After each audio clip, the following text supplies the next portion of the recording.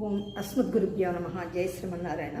ఇప్పుడు మనం తెలుసుకునే 54వ దివ్యదేశం, స్టాచ్యూ ఆఫ్ ఈక్వాలిటీలో ఉన్న 54వ దివ్యదేశం ఇది శ్రీ వైకుంఠం అండి.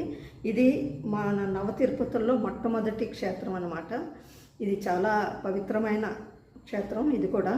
అయితే ఇక్కడ ఏంటంటే సూర్యగ్రహానికి వచ్చిన దోషాలు, అంటే సూర్యగ్రహానికి పూజలు చేస్తే దోషాలు అంటుకుంటాయి కదా, ఆ దోష నివారణకని ఇక్కడికి సూర్యగ్రహం వచ్చి ప్రార్థన చేస్తే ఆ దోషాలని పోగొట్టాడు.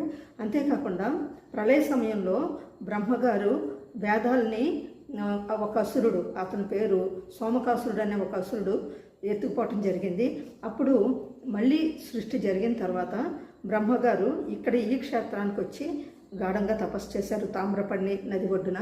అప్పుడు స్వామి ఆయన తపస్సుకు మెచ్చి సోమనాథుడిగా వెళ్ళి ఆ సోమకాసుడిని వధించి శ్రీ వైకుంఠనాథుడుగా అక్కడ వెలిసాడు. బ్రహ్మగారు చెప్తే అక్కడ శ్రీ వైకుంఠనాథుడిగా వెలిసాడు. అదే కాకుండా అక్కడ ఆదిశేషుడు 5 పడగలతోటి నిలబడి స్వామివారికి గొడుగు పట్టినట్టుగా ఉంటాడనమాట. ఈ క్షేత్రం యొక్క గొప్పతనం అది.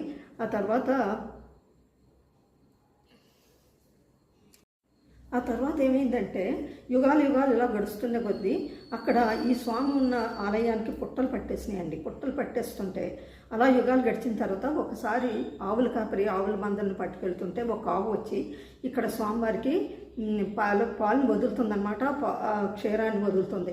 అది ఎందుకు అలా చేస్తుందో ఆ కాపరికి అర్థం కాక రాజుగారికి ఈ విషయం చెప్తే రాజుగారు వచ్చి ఇందులో ఏదో విచిత్రం ఉండుంటుంది అని చెప్పి జాగ్రత్తగా తవ్విస్తే ఈ విగ్రహాలు బయటపడ్డాయి. ఈ టెంపుల్ బయటపడింది. అటు శుభ్రంగా చేసి మళ్ళీ రెనోవేట్ చేయటం జరిగింది ఆ రాజుగారు. ఆ విధంగా ఈ టెంపుల్ యొక్క గొప్పతనం. కాబట్టి ఇప్పటికీ అప్పుడు ఆవు పాలు ఇచ్చింది కాబట్టి ఇప్పటికీ గోక్షీరంతో స్వామివారికి అభిషేకం జరుగుతుంది. అందుకని సూర్యగ్రహం వల్ల దోషాలు ఏర్పడిన భక్తులు కూడా ఇక్కడికి వచ్చి స్వామివారిని సేవిస్తే వారి దోషాలన్నీ పోతాయి.